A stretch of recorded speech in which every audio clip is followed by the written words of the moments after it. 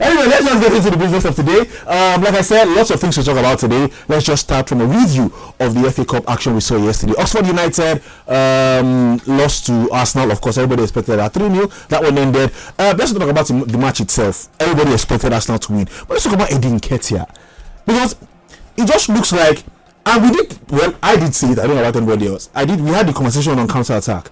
That the man just needs to, if he plays, he scores. He showed it last season, and then when Gabriel Jesus got injured, they were like, would he step up, would he not step up?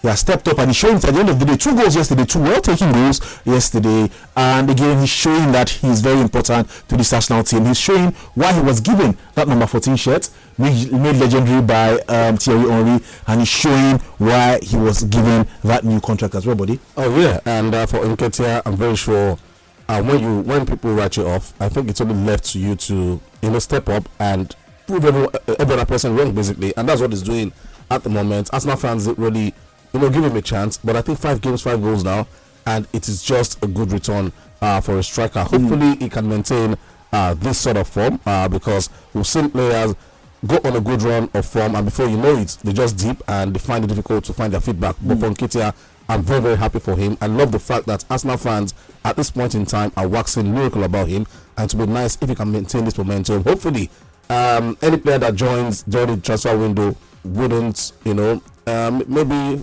allow him to follow the clip, basically, because he's in a good run right now. It's left for Arteta as well to manage the situation properly. Absolutely. Now they're looking for players up and down, Mikhailo Mudryk and the rest of them. A player is in good form, you have to manage him and ensure that he remains in good form. Let's just remind you that you can reach us at any point on the show. 0700 923 923 923 is the number for you to call. 0700 923 923 923, or you can send us a message on WhatsApp at 081 7313 6193. 081 7313 6193. We're also live on Facebook at Inspiration FM 92.3. Leave your comments under the live feed and we will read it on the show. Let's just read some of the Facebook comments we are getting. Biatke Obong Ubediong says good morning to you. Oze Francis Inamani says he's watching live from Amagunze. Did I get you right? Amagunze in Enugu State. Good morning from here. We're everywhere. We're in Ghana. And still Morgan the Pope said he's listening to us in Ghana. He's never giving us this award. And he says the match between Newcastle and Leicester City in the FA Cup is going to be very, very interesting. We'll get to that in a bit, but let's just start with the one involving Manchester United and Charlton Athletic. Stephen, Charlton were giant killers in the previous round of the competition. They beat Brighton and Hove Albion on penalties, it must be said. But then again, a match against an informed United fan would just be a bridge too far for them. Oh, I think so.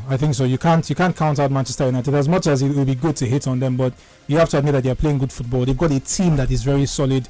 They've been beating some of the bigger boys in the Premier League. So Charlton Athletic, let's just hope that you don't concede more than 3. So there's hope, but not a lot. I don't think there's any hope. But anyway, we will see what happens. Let's go to the big one, Newcastle against Leicester City. Dion, Newcastle beat Leicester City a few weeks ago. 4-0 that one ended, and that was at the King Power Stadium as well. This time it's at St James's Park. Leicester City will have revenge on their mind. Yes, they'll have revenge on their minds, and you know what?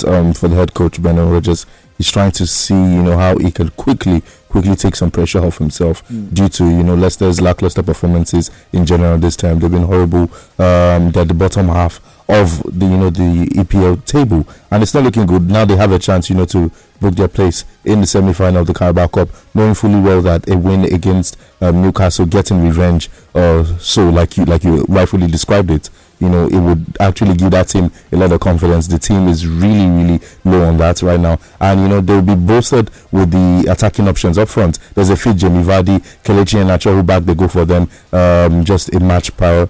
I'm sure they'll be really happy about that. But Newcastle have been really tight defensively, have one of the best defensive records, if not the best so far in the EPL. They can actually ensure that form continues in the Carabao Cup. It's going to be a tricky one, but I think I'm just going to go with Newcastle on this one because the difference in quality, and Newcastle have a lot more confidence, and plus they are extremely hard to break down, and I'm sure Leicester will struggle with that. All right, we'll see what happens. You're tipping Newcastle to win? Yes, I am. All right, we'll see what happens. Let's take some calls and a few messages before we go into the transfer trail. Like I said, a lot to talk about on the transfer trail on the show today. You enjoyed this video?